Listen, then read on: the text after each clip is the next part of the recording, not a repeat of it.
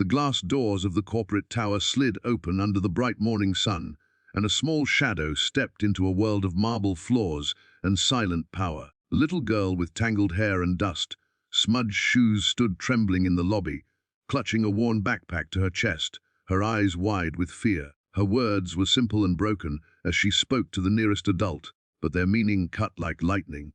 She said her mother had not woken up. Somewhere high above, the most powerful man in the building froze mid-step, his face draining of color as if the ground beneath him had shifted. Before the story unfolds further, if you believe in kindness, second chances, and the quiet power of doing the right thing, please like, comment, share, and subscribe to our channel, Life Spark Stories. Support helps stories like this reach hearts that need them. The CEO, Armand Hale, had built his life on control, schedules, and sharp decisions. His mornings were timed to the minute, his emotions locked away behind tailored suits and boardroom smiles. That morning was meant to be another routine day of contracts and numbers, yet as sunlight poured through the tall windows, something unseen cracked inside him when he noticed the girl standing alone, ignored by the rushing executives. There was no drama in her posture, only exhaustion and quiet fear, the kind that did not beg for attention but carried the weight of something terribly wrong. Security had been ready to escort her out, assuming she was lost, but Armand raised a hand without thinking. The child's name was Noor, barely 7 years old, and her voice shook as she explained in fragments that she had shaken her mother all morning, waited until the sun rose, walked as far as her small legs could carry her because she did not know what else to do. There were no tears left in her, only confusion. Armand felt an ache he had not felt in decades, a memory stirring of a past he had buried under success. As they moved through the city streets in the late morning light, traffic noise faded into a distant hum. Noor pointed out the way with small, careful gestures. Armand noticed the way she tried to be brave, the way she straightened her shoulders, as if adulthood had already begun pressing down on her. When they reached the apartment building, it was worn and quiet, bathed in harsh daylight that revealed every crack in the walls. Inside, the air felt heavy, still and waiting. Her mother, Sophia, lay on a narrow bed, the room neat but painfully empty of movement. Time seemed to stop.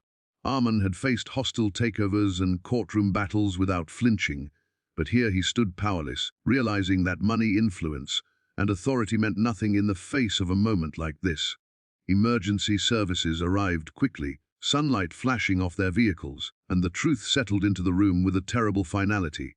Noor did not scream. She simply held onto Armand's hand, gripping it as if it were the last solid thing in the world. Hours that followed, daylight drifted slowly across the walls as life rearranged itself. Armand stayed. Meetings were cancelled. Phones went unanswered. He found himself sitting beside Noor on the apartment steps, watching pigeons scatter in the afternoon sun, listening as she spoke about school, about her mother's laugh, about how mornings used to smell like warm bread. Each word chipped away at the armor he had spent years building. Armand saw clearly then how far he had drifted from the person he once was. As a child, he too had known loss, had known what it meant to feel invisible and afraid. Somewhere along the path to success, he had convinced himself that survival required hardness. Noor reminded him that survival also required compassion. By the time the sun dipped lower, decisions had been made not by lawyers or advisors, but by a man finally listening to his heart. Support was arranged, guardians contacted, and a future gently shaped with care rather than calculation. Noor's hand slowly loosened its grip, her eyes showing the first hint of relief she had felt all day. If this story is touching your heart right now, please take a moment to engage with this video. Your likes, shares, and comments tell us these stories matter and encourage us to keep telling them.